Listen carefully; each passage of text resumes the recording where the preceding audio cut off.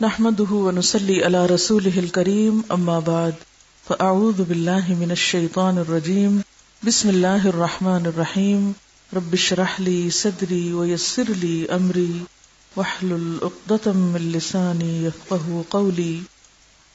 بچپن اور شباب. پیدائش سے پہلے ہی والد کا سایہ سر سے اٹھ چکا تھا. آج اگر کسی بچے کی پیدائش سے پہلے اس کا باپ دنیا سے چلا جائے، کیا کہتے ہیں؟ کتنا بدقسمت بچہ جس نے باپ کو نہیں دیکھا. کیوں؟ اس لیے کہ ہم نے خوش قسمتی اور بدقسمتی کے کچھ خود ساختہ معیار بنائے ہوئے ہیں، سیلف میڈ سٹینڈرڈز. فلاں خوش قسمت ہے کیونکہ اس نے فلاں کو دیکھ لیا، لیکن دنیا کے خوش قسمت ترین انسان کو اللہ نے باپ نہیں دکھایا. ابھی 7 برس کے بھی نہ ہوئے تھے. He was a child, only child. کوئی بہن نہیں، بھائی نہیں، کچھ نہیں، کہ ماں کی ممتا سے بھی محروم. لائیے تصور میں اپنے 7 سالہ 6 سالہ بچے کو جس کے سر پہ دونوں نہ رہے. والدہ آمنہ کی وفات مکہ اور مدینہ کے مابین مقام ابوا میں ہوئی، جبکہ وہ مدینہ میں آپ کے ماموں کے گھر سے واپس آ رہی تھی. میکے تھے حضرت آمنہ کے، یہ آپ کے ننیال تھے، تو ان کو وزٹ کر کے واپس آ رہی تھی کہ راستے میں ہی انتقال ہو گیا. دادا عبد المطلب نے گود میں اٹھا لیا، لیکن ابھی 1 سال گزرنے نہ پایا تھا کہ انہوں نے بھی سفر آخرت اختیار کر لیا. ہر محبوب چھوٹ رہا ہے. باپ پیارا ہوتا ہے، ماں پیاری ہوتی ہے، پھر اس کے بعد دادا، ایک کے بعد ایک رخصت ہو رہے ہیں. سب کچھ لیا جا رہا ہے. ان رشتوں کا کوئی نعم البدل نہیں ہوتا، لیکن اللہ کی مصلحت کیا ہے، وہ کیا دینا چاہتا ہے. ہم سمجھتے ہیں ہم نہیں ہوں گے تو ہمارے بچوں کو کھانا کون دے گا، ہم گھر میں نہیں ہوں گے تو گھر لٹ جائے گا، ہم نہ رہے تو دنیا کا نظام چل ہی نہیں سکے گا.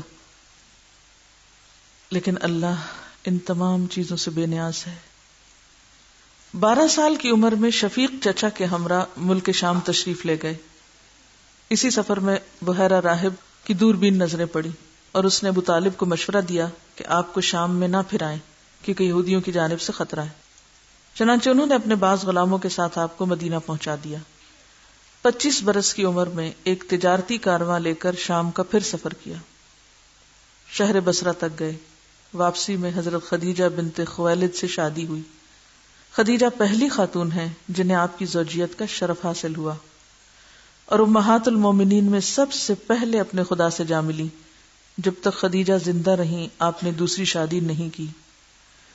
ان کے لیے یہ شرف کیا کم ہے کہ خود رب العزت نے جبریل کے واسطے سے انہیں سلام بھیجا.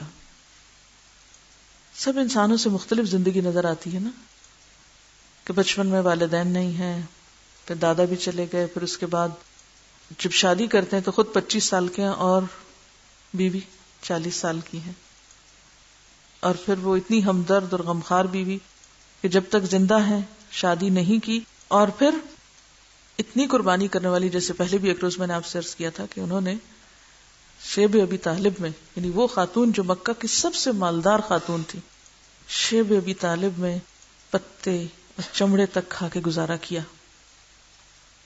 ہم میں سے کس نے پتے کھائے؟